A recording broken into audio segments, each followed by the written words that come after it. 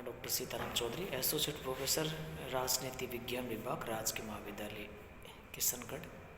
आज हम BA part first के जो हमारे विद्यार्थी उनके लिए एक टॉपिक है राजनीतिक दल और दबाव समूह में क्या कंपैरिजन है, उनकी क्या इम्पोर्टेंसी है और डेमोक्रेसी के लिए दोनों का क्या महत्व है और ये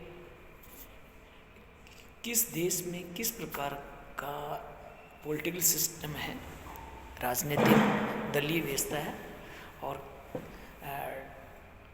राजनीतिक दलों के साथ साथ जो प्रेशर ग्रुप है उस प्रेशर ग्रुप का क्या रोल है, इस पे मैं इस वीडियो के माध्यम से मैं अपनी बात रखूँगा। जो हमारे विद्यार्थी है उनके लिए ये बहुत ही अच्छा टॉपिक है, जो न केवल विश्वविद्यालय की परीक्षाओं के लिए महत्वपूर्ण है अपितु ये कॉम्पिटिटिव एग्जाम के लिए भी महत्वपूर्ण है।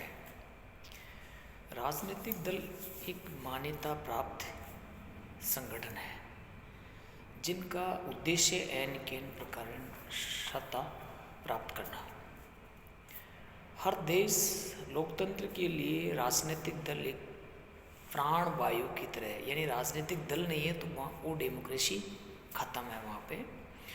और राजनीतिक दलों का अलग अलग रूप है, अलग अलग उनकी फंक्शनिंग है और अलग अलग ही उनकी कार्य पद्धति है, हर देश की अलग अलग है। जैसे इस एक सिंपल एक उदाहरण के लिए फ्रांस में बहुदलीय व्यवस्था है, वहाँ बहुत सारे राजनीतिक दल है और इसी का नतीजा है कि वहाँ कई बार किसी भी राजनीतिक दल को स्पष्ट बहुमत नहीं मिलता है, तो वहाँ कोलिशन गवर्नमेंट या गठबंधन सरकार के द्वारा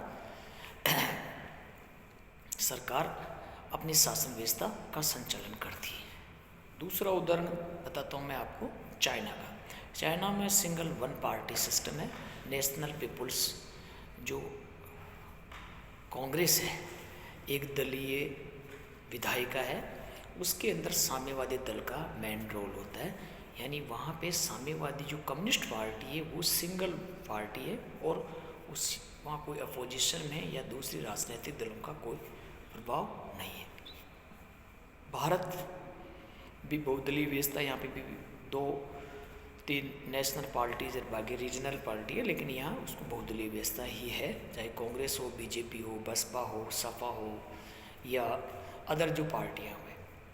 उसके बाद में ब्रिटेन है। ब्रिटेन में टू पार्टी सिस्टम है, दो दलीय व्यवस्था जिसको, और अमेरिका के अंदर भी टू पार्टी सिस्टम है।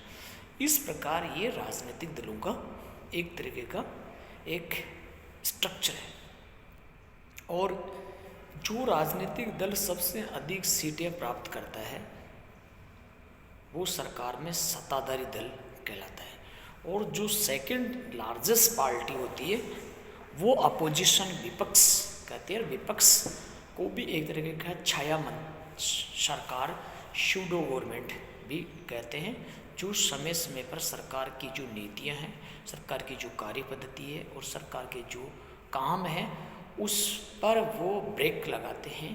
वो उन पे जैसे एक मिनट के लिए अभी किसान आंदोलन है, किसान आंदोलन जो बीजेपी सरकार ने एक अमेंडमेंट लेके आया है और उसके बाद के अंदर अपोजिशन वाले या किसान संगठन उसका विरोध कर रहे हैं। ये एक तरह का अपोजिशन का रोल हो गया, चाहे वो नेगेटिव भूमिका हो चाहे पॉजिटिव भूमिका हो। उसके बाद में है दबाव समूह। दबाव समूह सरकार में नहीं होते लेकिन अप्रत्यक्ष रूप से सरकार को प्रभावित करते हैं और दबाव समूह को अज्ञात साम्राज्य की उपाधि भी दी जाती है। और सबसे अधिक दबाव समूह का जो रोल है वो USA United state of America के अंदर है और वहाँ पे सरकार की जो पॉलिसी है, पॉलिसी से लेके सरकार की जो नीतियाँ हैं या सरकार की जो एक्शन है या सरकार का जो एजेंडा है, ये सब कुछ को प्रभावित करते हैं वहाँ के दबाव समूह, वहाँ के प्रेशर ग्रुप। बहुत बड़े बड़े प्रेशर ग्रुप है, बहुत बड़ी बड़ी मल्टीनेशनल कंपनी भी हो सकती है, स्टूडेंट यूनियन भी हो सकती है, बहुत बड़े फाइनेंसर लोगों के ग्रुप भी हो सकते हैं। ये एक तरीके के ये इनडायरेक्ट रूप से सरकार, इनका उद्देश्य सरकार सत्ता प्राप्त करना ही नहीं होता, इनका उद्देश्य है कि सरकार में बैठे हुए लोगों को अपने अनुसार नीतियाँ बनवाना और नीतियाँ मनवाना और अपने अनुसार नियमों में फेरबदल करवाना, ये है दबाव समूह का। दबाव समूह के जो कार्य है ये एक तरीके के, मैंने जैसे अभी बताया किस तरह के इनका कार्य है। राजनीतिक दल और दबाव समूह दोनों ही लोकतंत्र के लिए आवश्यक है। कई बार क्या होता है कि कुछ टेम्परेरी हितों के लिए दबाव समूह एक्शन में आता है और उसके बाद में जैसे काम होता है वो हट जाते हैं, उनको बोलते हैं हित समूह, इंटरेस्ट ग्रुप। कि जैसे स्टूडेंट यूनियन की कोई मांग है, सारे लोगों ने प्रेशर डाला और जैसे उनकी मांग मान ली जाती है तो वो डिस्पोजल की स्थिति में आ जाता है, ये हित समूह है। दबाव समूह, राजनीतिक दल और हित समूह, ये तीनों ही डिफरेंस है और इन तीनों का ही अलग अलग रोल होता है।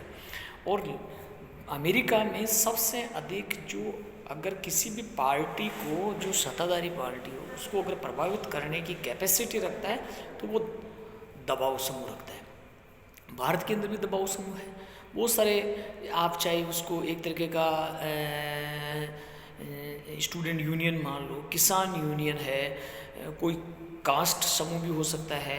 इसके अलावा आप चेंबर्स ऑफ कॉमर्स है और लेबर ऑर्गेनाइजेशन है, ऐसे बहुत सारे दबाव समूह है। और इन दबाव समूह का एक ही उद्देश्य होता है कि हम सरकार के ऊपर प्रेशर बना के हमारी बातों को मनवाए या हमारे अनुसार नीतियों में परिवर्तन करे। ये एक तरीके का इन दबाव समूह का कार्य होता है।